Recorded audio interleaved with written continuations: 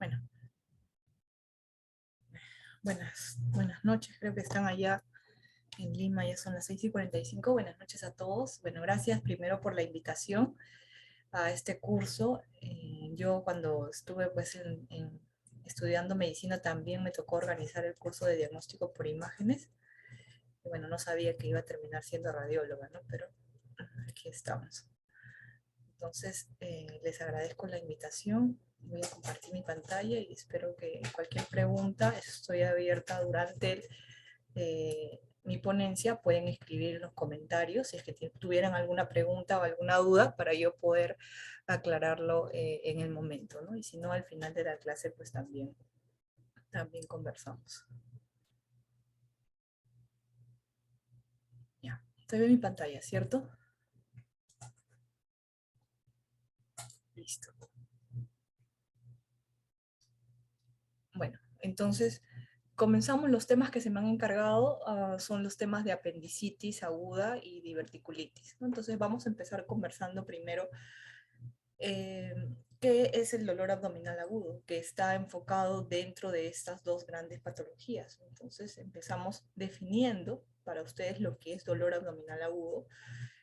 Principalmente es el síndrome más característico que va a llegar a la emergencia en todos los hospitales, ¿no? Puede ser también como consulta crónica de consultorio o en las emergencias de cualquier tipo de hospital. El dolor abdominal agudo o el abdomen agudo es importante porque hay que definir si la patología que está causando este dolor abdominal agudo es un dolor quirúrgico o es de un tratamiento médico, ¿no? Es una aparición repentina que necesita pues definir el tratamiento para ver si es de emergencia o no.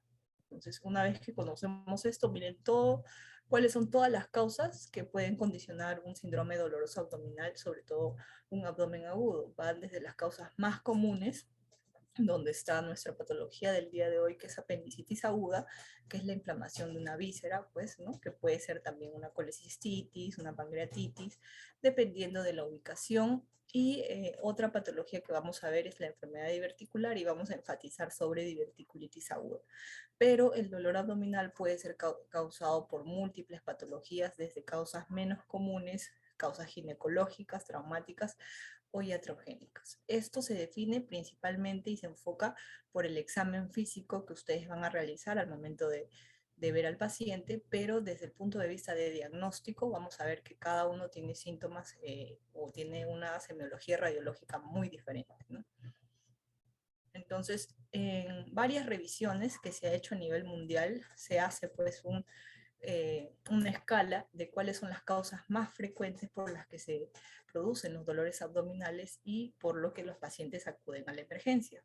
Y la apendicitis aguda va como primer lugar en casi todas las cohortes que se han revisado. El 28% aproximadamente de pacientes que acuden a una emergencia por este tipo de dolor tienen un diagnóstico de apendicitis, que es un abdomen agudo de tipo quirúrgico, ¿no? En segundo lugar, la colecistitis aguda. Por eso que muchas veces siempre el diferencial para nosotros que trabajamos en imágenes viene descartar apendicitis versus colecistitis, a pesar de que el tipo y el enfoque del dolor es diferente, pero hay que observar cualquiera de los dos, ¿no? Y en un porcentaje más pequeño está la diverticulitis, pero pues en los pacientes mayores va a tener una mayor representatividad.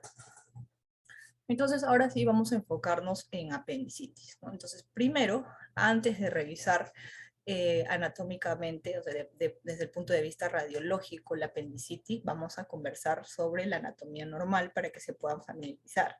Entonces, tienen que conocer que el apéndice secal tiene una ubicación, pues, a nivel de la unión de las tenias, ¿no? A nivel del ciego. Entonces, esta es la ubicación y puede tener múltiples eh, direcciones. La más frecuente siempre va a ser la que viene en todos los exámenes, ¿no? La retrocecal ascendente. Pero la retrocecal ascendente a su vez es la más difícil de diferenciar debido a que como se ubica posterior a la parte del ciego, es más difícil verla en imágenes, tiene un dolor referido también diferente. Entonces, a veces es un desafío tanto para el clínico como para el radiólogo, ¿no? Pero el punto de referencia que tienen que tener es la unión de las tres tenias, y otro punto de referencia para localizar el apéndice en imágenes es a nivel de la unión, a nivel de la válvula ileocecal. O sea, cuando ven saliendo o entrando, en este caso el ilion, a nivel de la válvula ileocecal, cercana a esta unión tiene que estar pues el apéndice cecal, ¿no? En sus diferentes proyecciones y representaciones. ¿Qué tenemos que saber en imágenes para definir la apendicitis? Primero, la localización. Tenemos que saber que el apéndice cecal está en la fosa ilíaca derecha, entonces hacia ese lugar tiene que ir dirigido nuestro examen. Segundo, ¿cuál es el calibre que tenemos que tener en cuenta, ¿no? El apéndice cecal mide aproximadamente menos de 6 milímetros, menos o igual a 6 milímetros. Ese es el calibre normal. No puede excederse de este calibre porque en ese caso con síntomas agregados ya sospechamos pues del proceso apendicular. ¿Y cuáles son los métodos diagnósticos que vamos a utilizar para diagnosticar la apendicitis aguda? Esos métodos principalmente son la ecografía en pacientes menores, pacientes pediátricos o pacientes adolescentes, ¿no? Porque están sometidos a una menor radiación diagnóstica y en el caso de que la ecografía no sea útil o no nos aporte un dato definitivo para el manejo de este paciente, tendremos que ir a la tomografía, ¿no? En este caso, mejor si es una tomografía de abdomen inferior o de abdomen completo con contraste. Entonces, aquí tenemos un gráfico en el cual vamos a ver de nuevo, ¿no?, la apéndice cecal. En este punto vamos a aprender otra cosa. Ya sabemos localizar que el apéndice está en la fosa ilíaca derecha, que se une pues a nivel SB, a nivel de la unión de las tres tenias, y que está cercana a la unión de la válvula ileocecal. Eso va a ser nuestro parámetro más importante para nosotros localizar en las imágenes. ¿Qué más tenemos que saber? Que el apéndice cecal tiene una base, que es muy importante, que es justamente donde nace y sale pues del ciego, y tiene una punta, que en inglés se le llama tip. ¿Por qué es importante que conozcan esto? Porque normalmente en el pregrado siempre aprendemos solamente que hay una apendicitis aguda, pero en la realidad es que la apendicitis o la inflamación del apéndice cecal se puede dar en la base, y esto hace pues que toda la apéndice se vuelva congestiva, o puede ser que en algunos casos, cuando la apéndice sea muy larga, la inflamación solamente se da en la punta, y eso es lo que nosotros conocemos como tip apendicitis en inglés, o apendicitis de la punta. ¿Por qué? Porque la fisiopatología de la apendicitis es básicamente que algo obstruya, ¿no?, que haya una obstrucción a este nivel.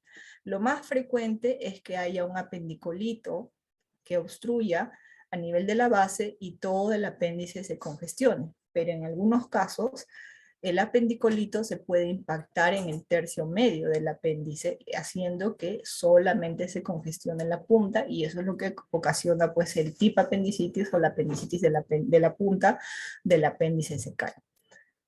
¿Qué más tenemos que aprender? Nosotros lo que vamos a ver en imágenes, ya sea en ecografía o en tomografía, que son los dos exámenes más frecuentes, vamos a encontrar diferentes hallazgos dependiendo del tiempo en el cual nosotros examinamos al paciente. Es muy diferente encontrar a un paciente cuando recién está iniciando la sintomatología a las 6 o 7 horas de dolor, 8 horas, o encontrar un paciente que ya viene a las 24 horas, donde el apéndice ya se necrosó, ya se perforó. Entonces los hallazgos van en concordancia con la fisiopatología del cuadro de la apendicitis. Entonces todo comienza, como hemos dicho, primero hay una obstrucción de la luz apendicular. Lo más frecuente es que sea por apendicolitos, que a veces lo vamos a ver, a veces no. Otro en pacientes pediátricos es que haya una hiperplasia de las glándulas, ¿no?, que va a estar aquí, y estas glándulas van a tapar, ¿no?, o los ganglios linfáticos que están acá, los linfáticos van a tapar, se van a edematizar, igual van a condicionar la apendicitis, ¿no?, que es la congestión y la falta de retorno del líquido que ingresa a este nivel. Entonces, cualquiera de las causas que sea, pero al final la obstrucción es lo que ocasiona que inicie todo este cuadro, ¿no? Entonces, esta obstrucción hace que aumente la presión intraluminal y la apéndice empiece a congestionarse. Y esto nos va a llevar a la fase catarral. Entonces, ahí la apéndice se congestiona, se hincha, como estamos viendo aquí, se edematiza la pared, Y los hallazgos que vamos a ver es simplemente un apéndice más gordita, ¿no? Más rechonchita, y un apéndice de paredes edematizadas. Por lo tanto, el diámetro que habíamos hablado que era 6 milímetros, ese diámetro se va a incrementar y ya va a ser más 7, 8, 9 milímetros. Eso es lo que vamos a encontrar en esta fase, que es en la fase catarral. Luego, conforme va pasando las horas, un paciente que ya tiene pues más o menos 8, 9, 10 horas de dolor, vamos a ver que la pared empieza a isquemizarse. Toda víscera que empieza a ser congestiva va a tener dificultad en la irrigación, entonces hace un proceso de isquemia. Ese proceso de isquemia va a llevar a microperforaciones y a una translocación bacteriana. Por lo tanto, ya va a haber pues un hiperrealce de la pared como signos de sufrimiento, van a haber cambios inflamatorios en la grasa que está alrededor, y finalmente vamos a llevar a la parte gangrenosa, ¿no? A la fase gangrenada, donde ya la microperforación vamos a ver láminas líquidas alrededor de la grasa, y finalmente cuando ya pasan más de 12 horas hasta las 20 horas, probablemente esa apéndice ya se perfora, ¿no? Porque ya vence la presión interna y por algún lado tiene que compensar esa presión interna, y se perfora, y lo que vamos a encontrar pues de ahí es abundante líquido en el abdomen y signos de peritonitis. Entonces depende mucho en qué fase nosotros encontramos para poder diagnosticar apendicitis aguda, si es no complicada, cuando todavía está flemonosa sin líquido, o si ya estamos en una fase complicada con líquido libre y neumoperitoneo, ¿no? Vamos a ver burbujas de gas que salen también al interior del peritoneo. Entonces, las formas que íbamos a examinar era por ecografía, ¿no? Que es lo más frecuente, es lo primero que nosotros tenemos que solicitar en un paciente, una ecografía de fosa ilíaca derecha o de abdomen inferior, esperando diagnosticar lo que vamos a encontrar. ¿Qué es lo que tenemos que aprender en ecografía? Primero es que normalmente se utilizan transductores convexos o transductores planos, dependiendo pues de la anatomía del paciente. Si el paciente es un paciente que tiene bastante panículo adiposo, probablemente vamos a tener que utilizar un transductor convexo que tiene mayor profundidad, y a veces no es tan ideal en ese caso porque no nos va a permitir ver con una buena nitidez las imágenes. En cambio, por ejemplo, en el caso de pacientes más delgados o pacientes pediátricos, vamos a ver que la ecografía sí nos va a dar buena información porque la grasa es escasa y nos va a permitir ver bien la fosa ilíaca derecha. ¿Qué es lo que vamos a encontrar aquí? Vamos a encontrar una estructura tubular ciega, eso es lo que nosotros tenemos que encontrar, porque a veces se puede confundir con el ilio. En la forma como diferenciarla es que el apéndice tiene que tener un final, y eso por eso le llamamos estructura tubular ciega. Tenemos que encontrar el final de lo que estamos observando, y también tenemos que conocer las partes del apéndice. Acá es lo que se llama la firma intestinal. ¿Qué cosa es la firma intestinal? La firma intestinal son las tres paredes que se observan, o las tres ecogenicidades que se observan en un intestino cuando está congestionado. Entonces vamos a ver aquí, tenemos la apéndice cecal, que es esta estructura tubular ciega, y tenemos una pared hiperecogénica, ¿no? Que es la parte central. Luego tenemos una mucosa que es hipoecogénica, y en el centro tenemos una línea hiperecogénica. Esa línea hiperecogénica es el lumen interior. Cuando está congestionada el apéndice, ese lumen está lleno de aire y el aire se ve hiperecogénico a veces en la ecografía, ¿no? Y acá tenemos la pared. Entonces tenemos 1, 2 y 3, que sería la serosa, la muscular y la mucosa, que están pues congestionadas y están engrosadas. ¿Qué más tenemos que fijarnos? La grasa alrededor. La grasa tiene que estar con incremento de ecogenicidad, que es una grasa estriada, una grasa con cambios inflamatorios, ¿no? Y ver los músculos asociados, más o menos es como se ve la apéndice por ecografía. ¿Qué más tenemos que buscar? Igual, podemos tomar como referencia anatómica el músculo psoas, ¿no? Los vasos ilíacos, y mediales a los vasos ilíacos vamos a encontrar la apéndice cecal como una estructura tubular ciega. Entonces aquí vemos el calibre de la base apendicular y del tercio medio, son de 36 y de 33 milímetros, están dentro de lo normal. perdón, de 3 y 6 milímetros que está dentro de lo normal. Y si nos vamos alejando, ya estamos llegando a la parte de la punta pendicular, ¿no? Y esta punta pendicular está en 10 milímetros, ¿no? Está más rechonchita, inclusive hay cambios inflamatorios de la grasa alrededor y parece que hay acá un signo de perforación. Entonces, este es un típico hallazgo de una apendicitis de la punta pendicular, porque el resto está normal, probablemente la obstrucción fue más distal, ¿no? Entonces hay diferentes tipos. ¿Qué más tenemos que encontrar en la apendicitis? Un hallazgo que es casi patognomónico es encontrar el apendicolito. Cuando nosotros encontramos el apendicolito dentro de una estructura tubular ciega que está incrementada pues del diámetro, ¿no? Acá por ejemplo medimos el diámetro del apéndice, ¿no? Que es, obviamente mide más de 10 está muy grande en comparación al diámetro normal. Vemos esta estructura que es el apendicolito, una estructura hiperecogénica, y está produciendo un artefacto detrás de las estructuras cálcicas, que es el artefacto de sombra acústica posterior, ¿no? Este es típico de todo cuerpo calcificado. Entonces, encontrar un apendicolito también es patognomónico pues, de una apendicitis aguda, sobre todo cuando examinamos en la fosa ilíaca derecha, ¿no? Acá tenemos otra imagen. Igual vemos la firma intestinal, donde tenemos tres paredes, ¿no? Una más externa, que es hipoecogénica, una media, que es hiperecogénica. Entonces, esta es la firma normal de un intestino cuando todavía no está alterado.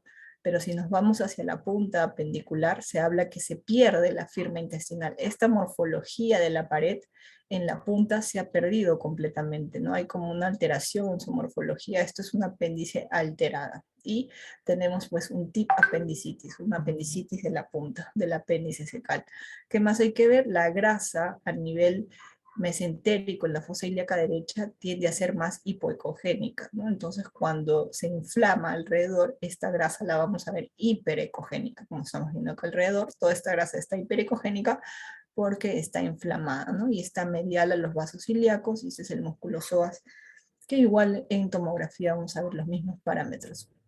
Entonces, ¿qué debemos fijarnos para el diagnóstico de apendicitis? El diámetro, que tiene que ser más de 6 milímetros, en este caso mide 9 milímetros, ¿no? Es un apéndice que está dilatada, hay una pérdida de la firma intestinal y hay cambios inflamatorios alrededor de la grasa junto con un incremento de la vascularidad. Esos son hallazgos típicos que nosotros vamos a ver en apendicitis y tenemos que saber reconocer la descripción. Entonces acá tenemos un video donde estamos midiendo en transversal el apéndice secal en un corte transversal con bastante incremento de la vascularidad. Esta es la estructura tubular ciega que estamos encontrando. Medimos el diámetro en 8 milímetros. Aquí vemos pues el incremento de la vascularidad también, que es otro signo característico que vamos a encontrar en el caso de apendicitis aguda. ¿Qué más tenemos que buscar? Tenemos que buscar si hay o no signos de perforación. ¿Cuáles son los signos de perforación? Cuando vemos líquido alrededor del apéndice. Si vemos líquido, ese apéndice se ha perforado. Y a veces cuando se perfora, disminuye el calibre del apéndice, ¿no? ¿Por qué? Porque ya al romperse la pared, como aquí vemos una discontinuidad, vemos el fluido, entonces tiende pues a disminuir un poco su calibre, pero igual siempre va a permanecer por encima del límite normal. Entonces aquí vemos los signos de perforación, vemos la pared, una discontinuidad de la pared y el líquido libre que se va a coleccionar alrededor, ¿no? Y con el tiempo, si esto no se opera, se puede hacer pues una peritonitis, que es una extensión de todo el líquido hacia la cavidad peritoneal, y los cambios de la grasa alrededor del meso apendicular que van a ser hiperecogénicos, que son los cambios inflamatorios, ¿no? Entonces esto sería la discontinuidad con todo el líquido que hemos observado. Esto es un corte transversal del apéndice con el líquido, y este es un corte longitudinal de la misma apéndice con la pared descontinuada y aquí la colección que está alrededor, ¿no? Es una pequeña colección adyacente por la perforación apendicular. Y como todo cuadro inflamatorio, siempre cuando utilizamos las herramientas del Doppler color, en este caso estamos utilizando un Doppler poder, vamos a ver que hay un incremento de la vascularidad. La diferencia entre usar el Doppler color y el Doppler poder es solamente que en el Doppler color yo puedo distinguir los vasos que se alejan o que se acercan al transductor. En el Doppler poder los vasos no tienen colores, es un solo color, porque lo único que yo quiero encontrar con esta herramienta es si hay o no hay vascularidad. Entonces, en todo cambio inflamatorio siempre va a haber vascularidad periférica incrementada por el mismo proceso inflamatorio. Ahora vamos a evaluar el apéndice por tomografía. Bueno, entonces, ¿qué vamos a encontrar en tomografía? Acá tenemos que ver la anatomía que hemos visto, ¿no? Entonces, nuestra referencia va a ser en este caso el hueso ilíaco. Entonces, siempre el hueso ilíaco vamos a encontrar aquí el músculo psoas, ¿no? Ese es el músculo psoas, y aquí estamos en una tomografía sin contraste endovenoso, pero tiene contraste oral. ¿Cómo me doy cuenta que no hay contraste endovenoso? Porque los vasos ilíacos, que están representados justo a estos dos niveles, no tienen contraste. Pero el líquido que está dentro del ciego y dentro del apéndice está incrementado, está hiperdenso, ¿no? Eso, cuando nosotros administramos contraste, le llamamos hiperdenso. Quiere decir que el contraste resalta, ¿no? Es como cuando, por ejemplo, tenemos aquí esta imagen que simula pues la luz apendicular. Entonces, esto es la luz apendicular y el líquido que está en su interior no tiene contraste. Todo se va a ver de un gris oscuro, ¿no? Similar a la densidad de los músculos de las partes blandas, inclusive el líquido vesical. Cuando yo administro contraste oral, estamos hablando de contraste oral, hago que el paciente ingiera por la boca un contraste que va a volver hiperdenso los líquidos al interior de la cavidad del tracto gastrointestinal. El líquido que está adentro de todo el tracto gastrointestinal se va a volver hiperdenso. ¿Por qué? Porque justamente el objetivo del contraste oral es yo darle un contraste para que todo lo que uno esté ingiriendo se vuelva pues de este color más hiperdenso. No es lo mismo que hacen en los exámenes varitados que ya deben haber revisado. Entonces, aquí quiero que se fijen bien que el contraste, o sea, este círculo hiperdenso representa el contenido dentro del ciego y dentro del apéndice. Y esta imagen ploma, ¿no? Que es una imagen gris, representa la pared del apéndice. Y van a ver que la pared en un apéndice normal es delgada, es de este grosor. Entonces, este es mi apéndice secal, como estamos viendo aquí. La pared es casi indistinguible, ¿no? Generalmente la pared no se debe evidenciar, es imperceptible y es muy delgada en un apéndice normal que no tiene un proceso inflamatorio. Y aquí tenemos el ciego, ¿no? El ciego también tiene contenido, que es el contenido de las heces, con estas imágenes hipodensas, que son casi negritas, que son el gas que está al interior. Entonces, un apéndice normal por tomografía debe ser delgada, debe medir menos, generalmente mide 4 o 3 milímetros, la pared no se debe percibir y tiene que tener en su interior gas. Es decir, ahí viene el término que se dice, tiene que estar neumatizada y con contenido líquido, que se está representando por el contraste. ¿Qué más tenemos que fijarnos para el diagnóstico de apendicitis en la tomografía?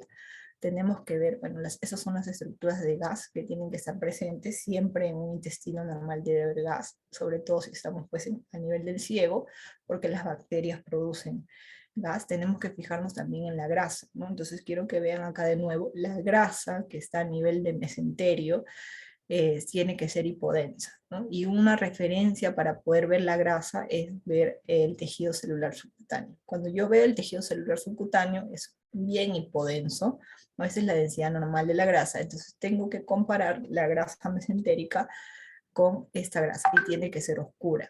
Eso es una apéndice normal sin cambios inflamatorios a nivel de la grasa. ¿Qué más tengo que ver?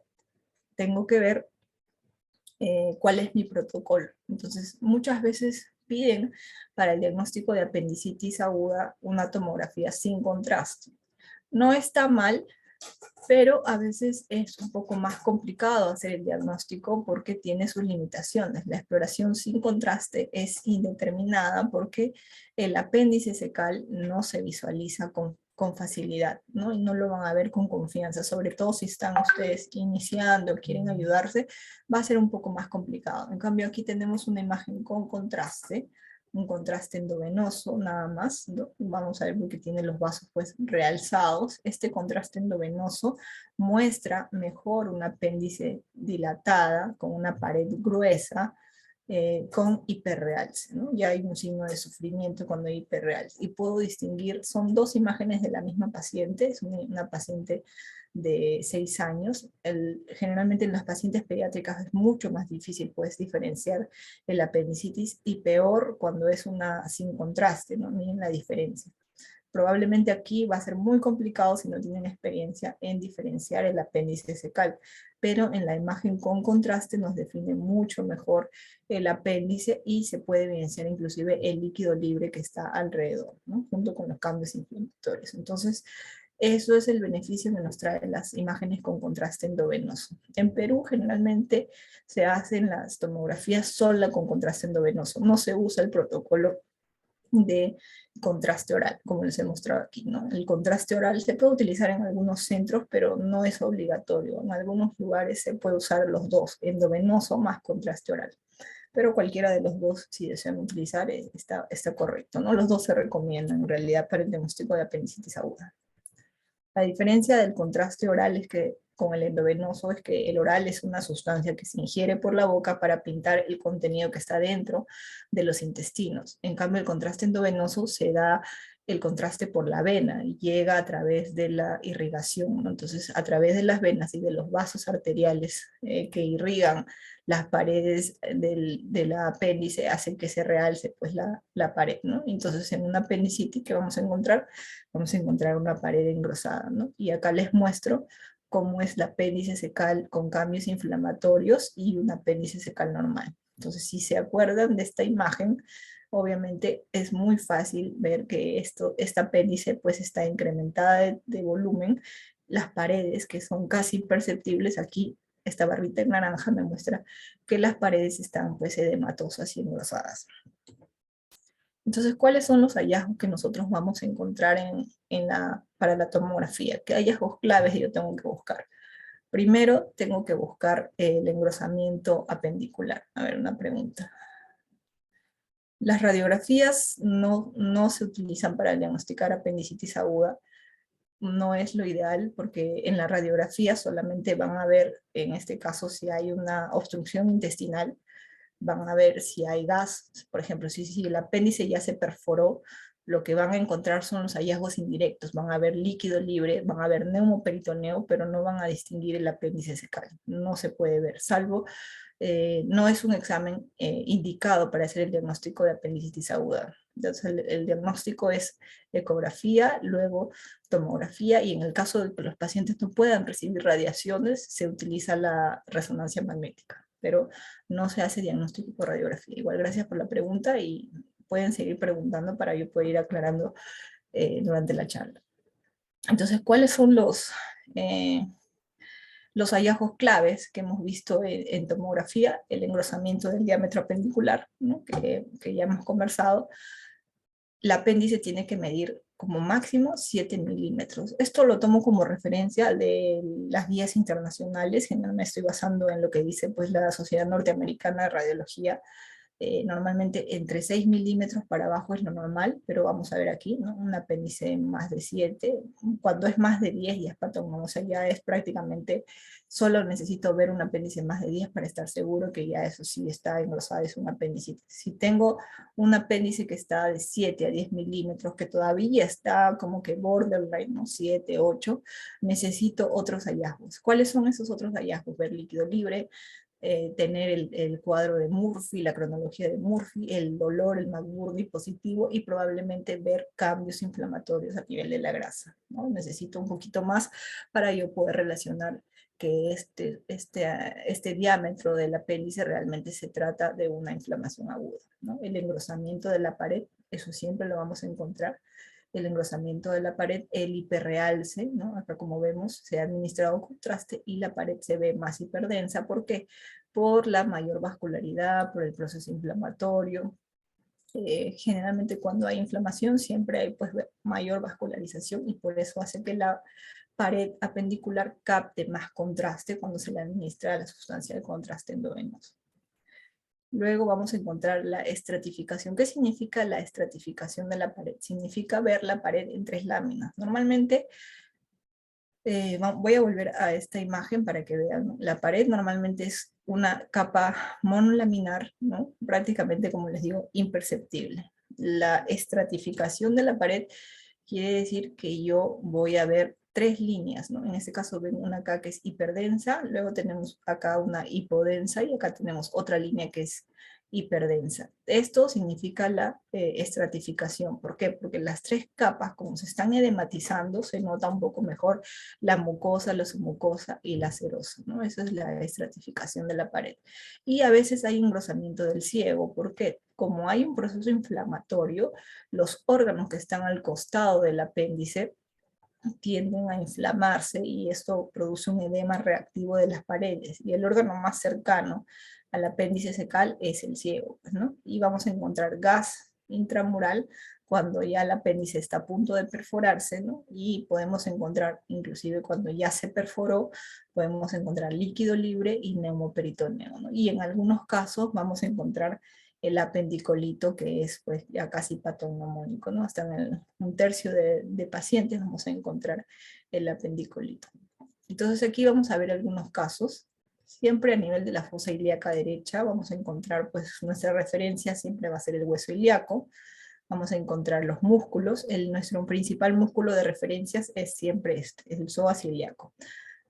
Más o menos medial al psoas ilíaco vamos a encontrar los vasos. En este caso es una tomografía sin contraste, por eso es que no ven los vasos realzados y tampoco las paredes, pero ¿qué vamos a encontrar acá? Primero vemos un apéndice secal inflamada, con un diámetro mayor a lo normal, es un diámetro de 10 milímetros.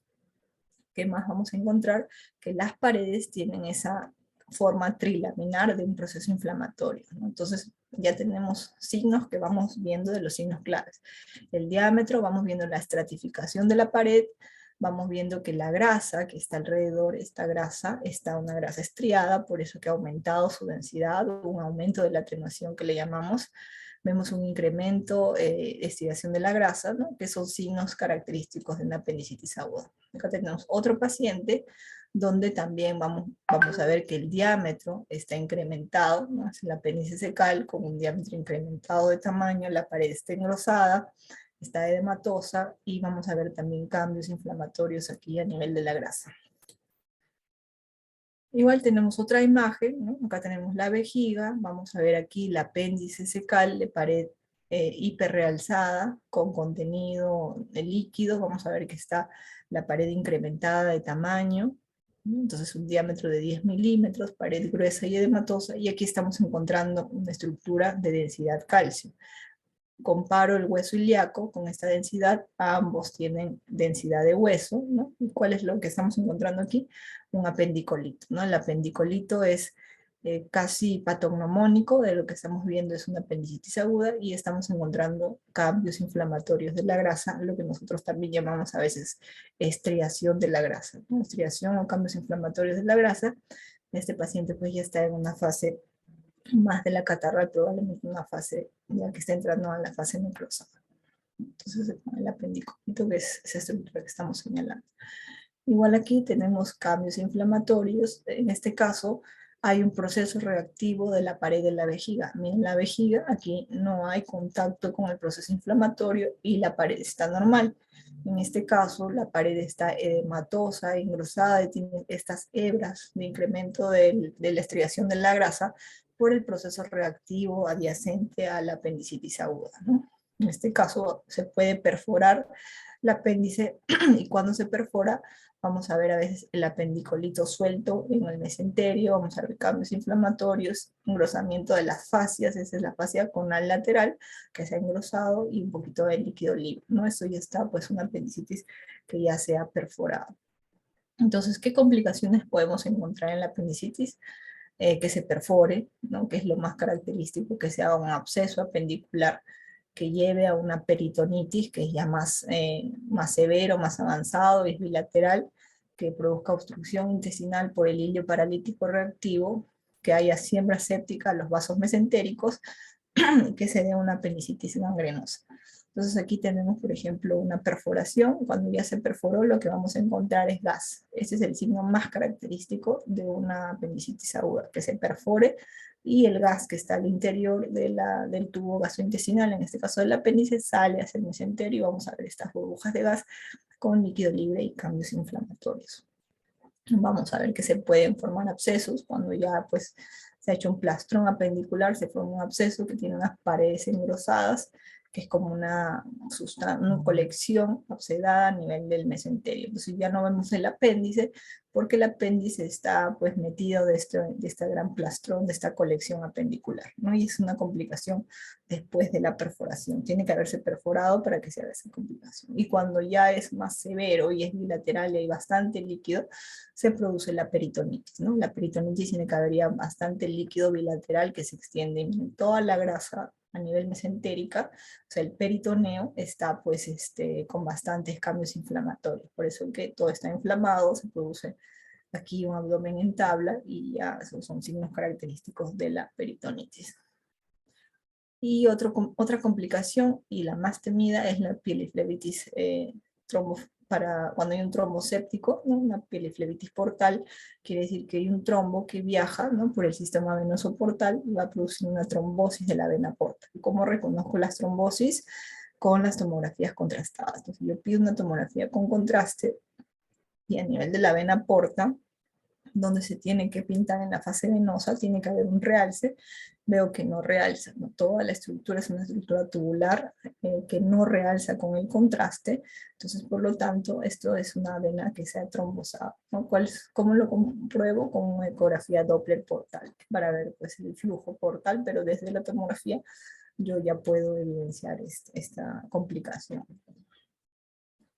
Lo otro que puede pasar es una obstrucción intestinal. ¿Por qué se da la obstrucción intestinal? Se da básicamente porque hay un hilio paralítico secundario al proceso reactivo inflamatorio de la apendicitis aguda. Entonces, probablemente una de las asas intestinales delgadas que está pasando alrededor hace hilio paralítico y las asas intestinales se distienden y forman un nivel hidroaéreo que condiciona pues una obstrucción intestinal debido al proceso inflamatorio que ya hemos conversado. Entonces, podemos tener, perdón, un ratito, así me ha ido. Un momento.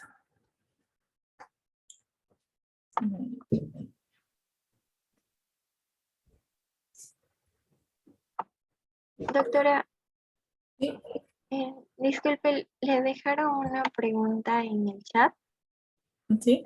Dice, tengo una pregunta, doctora, ¿qué tanto me serviría la radiografía para diagnosticar una apendicitis aguda? Ah, sí, justo ya le respondí durante la charla. Y sí, y bueno, aquí mencionan, opino que depende más de la clínica, primero escala de Alvarado, luego una ecografía más rápido y fácil de acceder. A ver, ahora un ratito, déjenme compartir que se me fue la pantalla.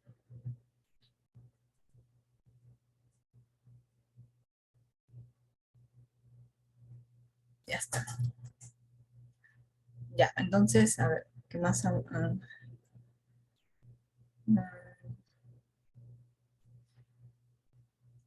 Normalmente siempre tienen que pedir primero una ecografía porque es lo que está más a la mano, es más económico, más rápido, menos radiación. Y para que descarten otro tipo de patologías, ¿no? Probablemente no es una apendicitis, sino sea una colecistitis o algo. Siempre primero la clínica, eso es lo primero, y de acuerdo a lo que ustedes sospechan de la clínica, tienen que pedir sus exámenes. Si es muy sugestivo de una apendicitis aguda, que normalmente debe ser pues por clínica, ven que hay leucocitosis, lo único que van a pedir es para confirmar su diagnóstico, ¿no? Y cuando ya el cuadro ha pasado más de 8 o 10 horas, ustedes mandan ecografía, ya los hallazgos van a ser característicos y se puede concluir.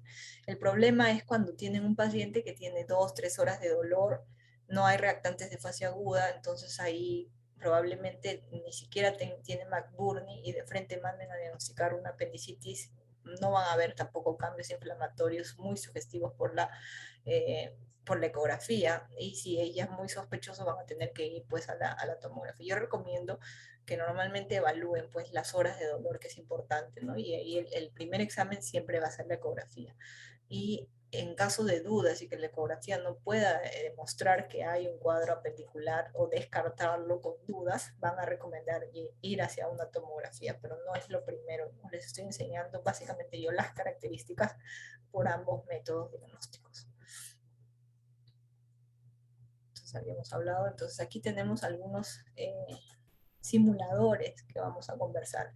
Aquí vamos a ver muchos cuadros que probablemente han escuchado, van a simular una apendicitis aguda, va a tener un dolor en la fosa ilíaca, pero cuando se le hace el examen, en estos casos, por ejemplo, la duda va a ser que el paciente tiene una clínica muy sugestiva de proceso apendicular agudo, porque hay dolor, hay McBurney en la fosa ilíaca derecha, pero en los exámenes de ecografía no encuentran nada. Entonces, probablemente ahí van a ir a la tomografía para definir si eso no es apendicitis. Y vamos a ver que el apéndice secal está normal, como hemos visto, es un calibre menor de 6 milímetros, la pared está muy delgada, y el simulador en este caso es una adenitis mesentérica. O sea, alrededor del ciego hay múltiples adenopatías, principalmente en pacientes pediátricos que están simulando pues este tipo de dolor, ¿no? Los ganglios están agrandados y es un cuadro característico pues inflamatorio, pero a nivel ganglionar. La apéndice secal está normal, entonces aquí se descarta y por tomografía se hace el diagnóstico final. ¿Qué más vamos a ver? Por ejemplo, la diverticulitis, que ahora vamos a conversar, ¿no? Justo cuando la diverticulitis se ubica a nivel del ciego, vamos a tener lo mismo, ¿no? O sea, el dolor en fosa ilíaca derecha no necesariamente es por el apéndice secal, sino que es el dolor referido que va, pues si sigue, lo que va a cambiar es la cronología del dolor, pero si yo tengo un dolor localizado adyacente al apéndice secal, me va a dar un cuadro característico. Entonces, aunque es raro, pero cuando hay divertículos que se inflaman a nivel del ciego, van a simular pues una apendicitis. Y ojo, que se habla, también se reportan bastantes casos que son apendicitis secundaria. ¿Qué es una apendicitis secundaria? Es una apendicitis secundaria a un proceso inflamatorio contiguo. Entonces, si hay una diverticulitis y un proceso inflamatorio, este proceso inflamatorio puede llegar a abarcar al apéndice secal y producir que el apéndice se inflame, ¿no? O se congestione y haga un proceso apendicular secundario a un proceso contiguo. Entonces, eso también tienen que poder observarlo. Otro punto importante es cuando los apéndices epiploicos que están alrededor del ciego, que son unos apéndices de grasa, se infartan.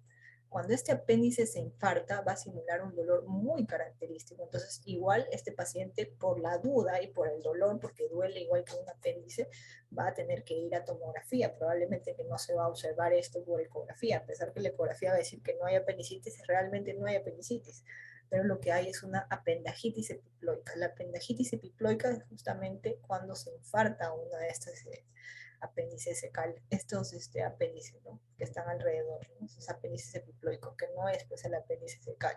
Entonces se infarta, hay cambios inflamatorios en la grasa, igual va a simular un dolor y es un simulador frecuente pues, de apendicitis aguda, ¿no? Entonces ahí cuando la tomografía es la que va a definir, porque va a ver que no hay cambios inflamatorios y el apéndice secal está de un calibre conservado.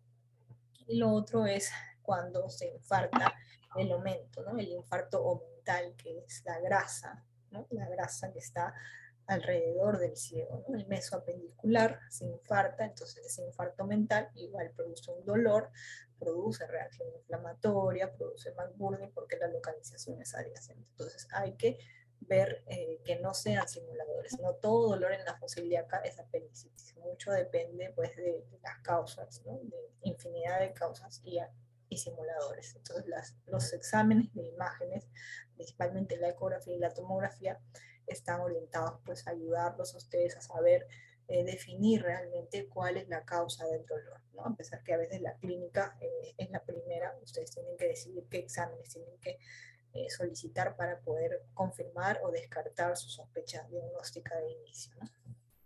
Entonces, esos son los artículos que les dejo para que revisen. Se pueden revisar y ampliar las causas de dolor, las imágenes. Ahora vamos a conversar sobre enfermedad diverticular. A ver si no hay más preguntas.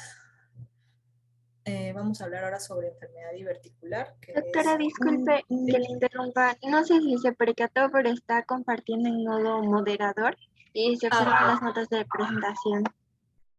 Ok. A ver, disculpe. para ver básicamente y no pasarme del tiempo.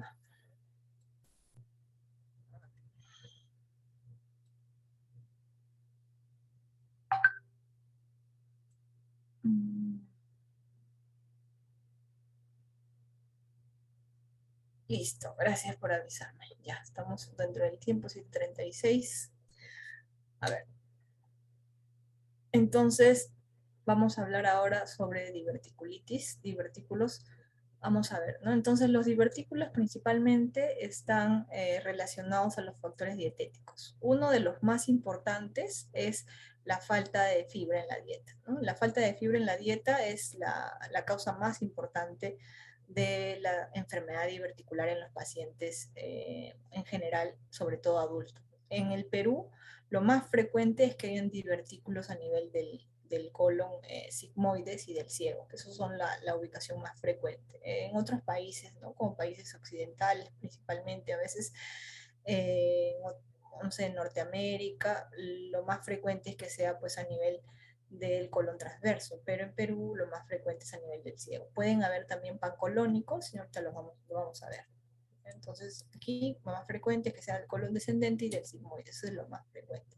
Entonces, vamos a encontrar también los divertículos, cómo es que nacen estos divertículos. Estos divertículos nacen por una presión. Como hay una falta de fibras, está relacionado mucho con el estreñimiento y los ritmos evacuatorios de los pacientes. Entonces aquí, por una fuerza de pulsión, lo que va a haber es que la submucosa y la mucosa se van a proyectar hacia la parte posterior sin tomar la otra pared que es la mucosa, ¿no? Entonces la serosa, perdón. Entonces ahí se dilatan, se producen estas pequeñas dilataciones y lo vamos a encontrar pues con imágenes de adición en las imágenes contrastadas. Entonces esto se da básicamente por fuerzas de pulsión.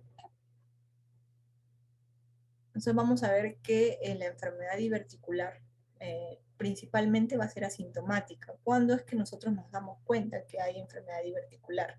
Nos damos cuenta cuando hay síntomas, y estos síntomas se pueden manifestar ya sea por diverticulitis aguda, por abscesos, por estenosis, fístulas o perforación. Lo más frecuente es que los divertículos se infecten.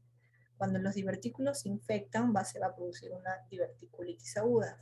Esta diverticulitis aguda se complica, todo parte de aquí, ¿no? Se complica, se perfora, se hacen abscesos. Los abscesos pueden llevar a dos consecuencias, o fístulas o estenosis, ¿no? Todo empieza siempre por una diverticulitis aguda. Entonces los síntomas normalmente son inespecíficos porque depende del lugar o la zona donde se ha producido, pero lo más característico es que este paciente venga pues con dolor a la evacuación, con un dolor mal referido, con un proceso inflamatorio y con síntomas de constipación. ¿Por qué? Porque como se inflama una parte secal, se produce un hilio también, ¿no? Una obstrucción intestinal por el proceso inflamatorio.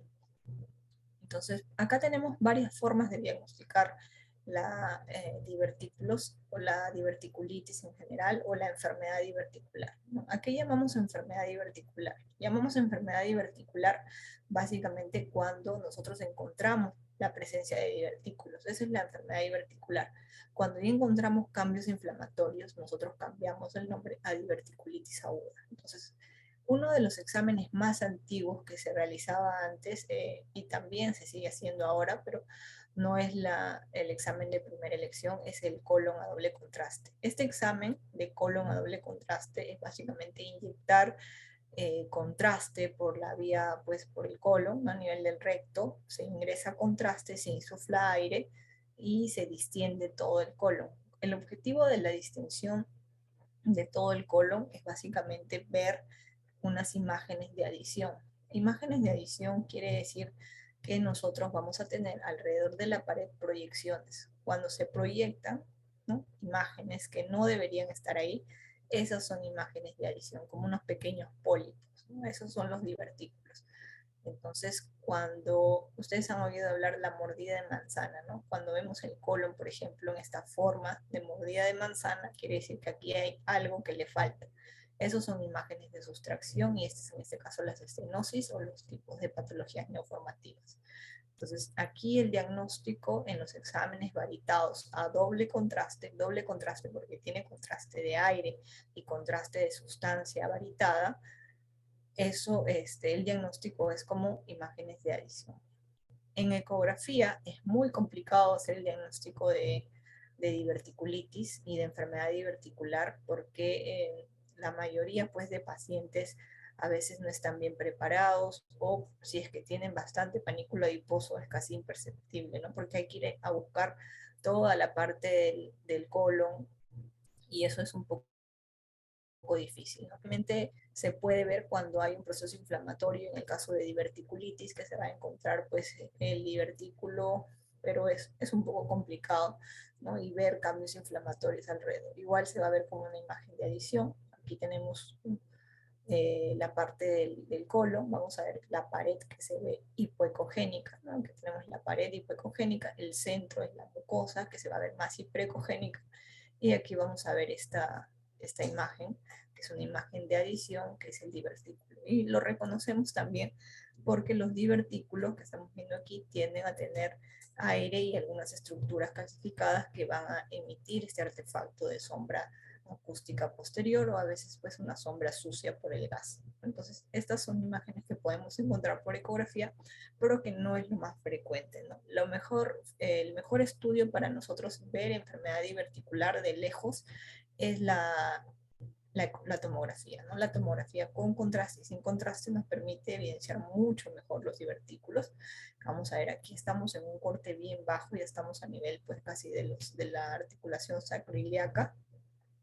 Y lo que vamos a ver aquí son este nivel estamos a nivel del sigmoides, ¿no? Hasta la parte del recto, y en el sigmoides vemos el colon colapsado, pero vemos esta estructura como si fueran globitos aéreos que están alrededor, ¿no? Estos son los divertículos. Y tenemos que fijarnos en la grasa para ver si hay o no hay cambios inflamatorios. Si la grasa es normal, de un color similar al tejido celular subcutáneo, entonces decimos solamente que estamos frente a una enfermedad diverticular, ¿no? Igualito acá tenemos otra imagen a nivel de las articulaciones acrílicas y vamos a ver aquí unos pequeños divertículos a nivel del ciego y del colon, perdón, del sigmoides y del colon descendente, ¿no? Pero miren la grasa, no hay cambios inflamatorios, todo está normal, no hay líquido, no hay colecciones, no hay abscesos, no hay neumoperitoneo, entonces solamente estamos frente a una enfermedad diverticular. Luego, cuando estos divertículos se inflaman, vamos a estar frente a una diverticulitis aguda. La enfermedad por diverticulitis aguda es similar a la fisiopatología de una apendicitis. ¿Qué es lo que vamos a encontrar? Que hay un fecalito, ¿no? Que va a obturar la parte del ingreso, o sea, el cuello del divertículo. Y igual, cuando se obstruye, ya sea por un proceso inflamatorio o por un fecalito, igual el divertículo se empieza a congestionar, similar al apéndice, y se inflama. Se inflama y si es que esa inflamación se continúa, pues se perfora, se hacen microabscesos y luego viene pues la diverticulitis complicada. Hasta en el 70% de los casos, la diverticulitis va a ser no complicada. No complicada es simplemente que se inflama, hay cambios de la grasa que está alrededor, pero no hay perforación, no hay perforación. Entonces eso es lo más característico. Se aumenta lo que le llamamos trabeculación de la grasa, es los cambios de estriación, los cambios de la densidad, la pared se engruesa más de 4 milímetros, la pared de un divertículo quiere decir que está inflamado, ¿no? Habíamos hablado en el caso del apéndice el diámetro, pero en el caso del divertículo lo que vamos a medir es la pared.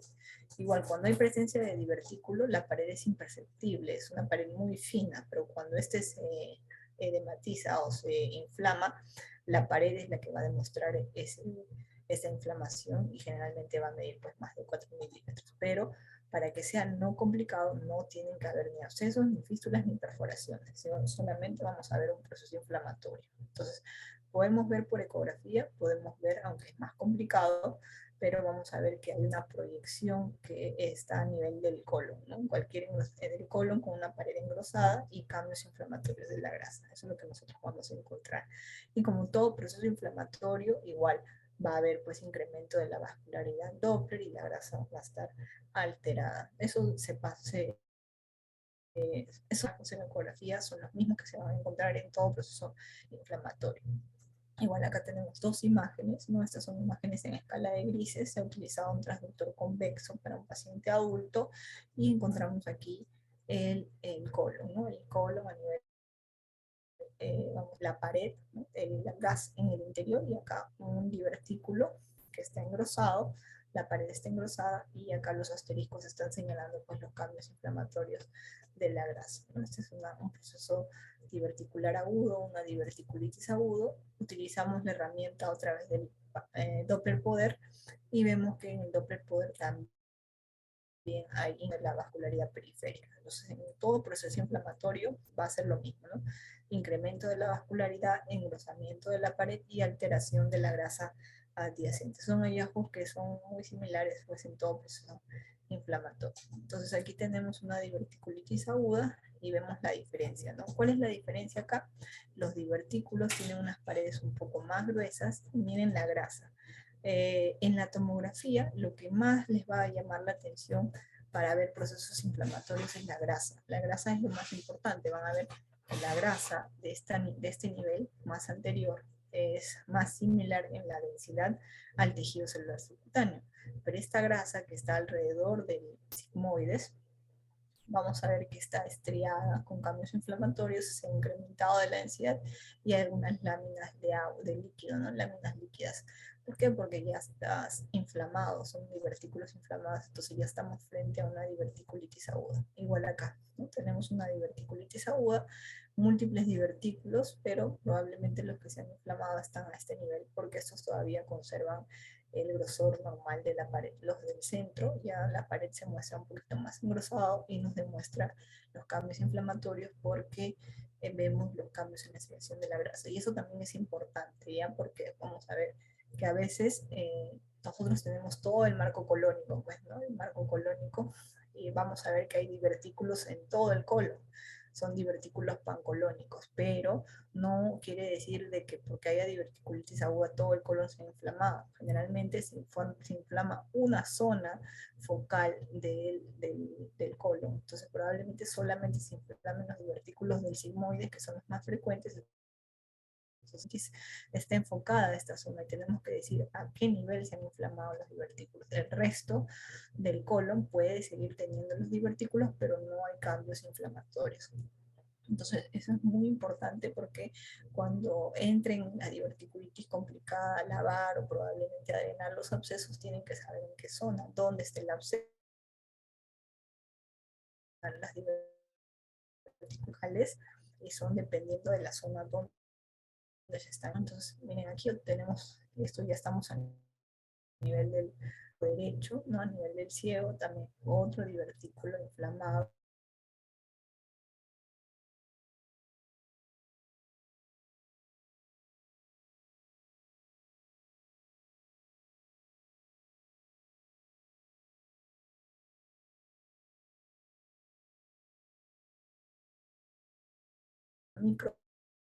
Microperforación, vemos cambios, un poquito de líquido alrededor y aquí hay una diverticulitis aguda focal a nivel del ciego.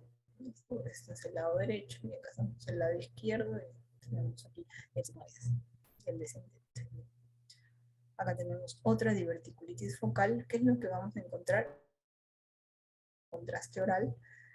¿Cómo nos damos cuenta? Porque el líquido que está dentro de la parte intestinal, este líquido, está realzado con el contraste, entonces se puede ver mucho mejor la parte intestinal. Entonces se evidencia aquí el contraste y se ve pues que hay bastantes cambios inflamatorios, ¿no? Entonces aquí está volviéndose una parte flemonosa, haciéndose un flemón a nivel de la grasa. Miren, el resto de la grasa está bien bonita, es una grasa hipodensa, igual que el tejido celular subcutáneo, y la inflamación solamente está aquí, focalizado pues a nivel del colon descendente, ¿no? Entonces, pero no hay neumoperitoneo. Y hay un poquito de líquido que está señalado acá con esta flecha, un poquito de líquido libre. Entonces, esto probablemente ya sea un Hinchey 3, está ya se ha perforado, ya el líquido libre, entonces tenemos que ir a hacer la clasificación, ¿no? Entonces, ¿qué vamos a ver aquí?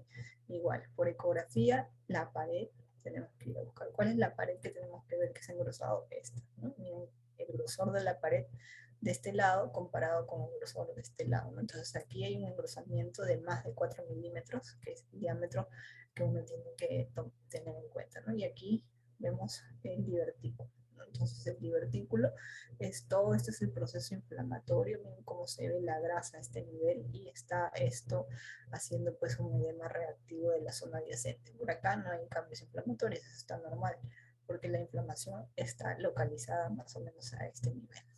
Y lo que vamos a encontrar aquí es similar. Vemos que esta zona es la zona que está toda inflamada, vemos toda la estriación de la grasa, los cambios inflamatorios, y si nos damos cuenta, todo en esta zona está bien. Aquí también hay divertículos, acá hay un divertículo, acá hay otro divertículo, aquí divertículos, pero esta zona está ok, acá no hay cambios inflamatorios. La infección está localizada a este nivel. Entonces aquí lo que vamos a decir es que hay pues una diverticulitis aguda focalizada a nivel del segmento del colon descendente, ¿no? Eso es lo que tenemos que... Entonces, ¿cuáles son las complicaciones? Vamos a ver que son múltiples complicaciones. Igual tenemos un proceso evolutivo, siguiendo los pasos de acuerdo a cómo va avanzando la fisiopatología. Entonces podemos ver que se pueden formar colecciones, microabscesos, pueden hacerse fístulas, estenosis, dependiendo pues cómo evolucionan los divertículos. Lo más frecuente es que clasifiquemos a los divertículos desde el punto de vista de la clasificación de Hinchey, que es lo más conocido. El Hinchey 1 y Hinchey 2 se diferencian y son importantes porque de acuerdo a esto yo hago una clasificación si el paciente va a ser manejado de manera conservadora o con cirugía. Entonces, Hinchey 1 es cuando solamente veo microabscesos alrededor. En el Hinchey 2 yo ya veo pues una imagen, un gran absceso intrapélvico. En el Hinchey 3 yo ya veo pues que hay líquido, o sea que ya se perforó, ¿no? Y el Hinchey 4 es un líquido profecaloideo. Entonces, estos dos ya son de un tratamiento quirúrgico.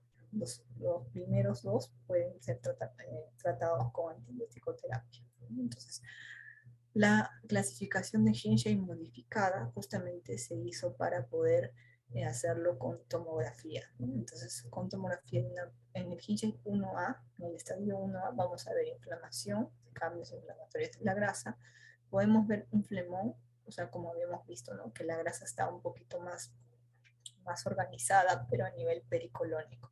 Vamos a ver que la pared está engrosada y va a haber cambios inflamatorios de los tejidos que están alrededor del colon. En el estadio 1B ya vamos a ver un absceso. Cuando vemos un absceso, quiere decir que ya vemos una cápsula organizada. Para ver un absceso tiene que haber una pared gruesa y un contenido al interior. Entonces, cuando ya tiene pared, ya nosotros lo llamamos absceso. Cuando no vemos pared, todavía estamos frente a un flemón. Esa es la diferencia entre flemón y absceso.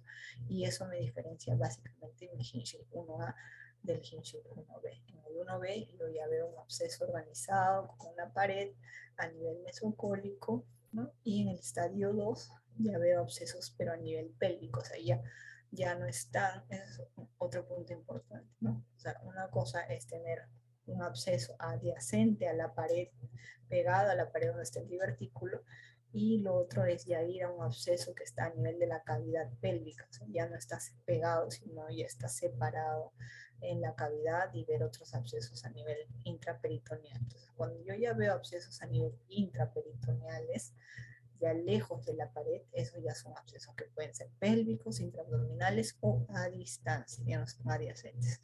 Eso ya me sube mi categoría a un Hinchey 2. El Hinchey 3 es cuando ya se perforó, ¿no? Ya no está contenido. Primero la infección estaba contenida en el absceso, todavía no se esparcía, pero ese se rompe y se esparce, se perfora completamente y toda la cavidad se llena de un líquido, Doctora, de puletes. doctora, disculpe, le quedan 5 minutos de exposición. Ok, gracias. Entonces, ya cuando pasa eso, ya pues hay toda una perforación, hay una peritonitis generalizada. Y en el estadio 4 ya vamos a ver pues que ya la peritonitis es fecal, ¿no? Fecal generalizada. Entonces, igual acá vamos viendo las imágenes ya para terminar, vamos viendo la evolución de las complicaciones que pueden haber. Aquí vemos pues que ya hay un pequeño absceso pericolónico, aquí vemos cambios inflamatorios, miren acá todavía está el asa, tenemos el absceso ahí al costado, KJ 2, acá igual vemos que ya se perforó, miren los cambios inflamatorios, vamos a ver toda la grasa como se evidencia, ¿no? Aquí igualito un absceso pericolónico, acá hay un gran absceso también con nivel hidroaéreo. Vamos a ver pequeños divertículos, aquí en este caso no hay complicación todavía, ¿no? Igual vamos a ver pequeños divertículos y vamos a ver que a veces vamos a ver abscesos a otro nivel, ¿no? Vamos a ver que van a haber pues abscesos coleccionados que pueden ir a la vena, similar como vimos una tromboflebitis de las mismas características. Y vamos a ver que la enfermedad diverticular pues se puede complicar con lo que ya hemos dicho, ¿no? Una diverticulitis aguda, que es el inicio, se absceda, se complica con fístulas, puede ir a una estenosis cuando cicatriza, y eso tiene que ser una resección intestinal, y una diverticulitis pues la más simple, ¿no? Y en conclusión, como hemos dicho, la diverticulitis son falsos divertículos, bueno, es lo más frecuente. La tomografía es lo más importante, sobre todo cuando se hace un estudio contrastado, ¿no? Y hay que identificar las principales complicaciones de la enfermedad diverticular, porque si no lo diagnosticamos a tiempo, el paciente termina pues en una resección del segmento colónico y finalmente pues ya la calidad de vida no es la misma. Entonces, esa sería mi bibliografía. Ahí pueden revisar un poco más de información de los procesos diverticulares. Y eso sería todo. Muchas gracias. No sé si tienen alguna pregunta. Muchísimas gracias por su ponencia de hoy, doctora. Por ahora creo que no hay preguntas en el chat. Más bien, el certificado se lo estaremos enviando a su correo y bueno, agradecerle nuevamente por la Igual, ponencia. muchas gracias. Bueno, muchas gracias. Espero que les vaya bien. Gracias a todos y gracias por la invitación. Hasta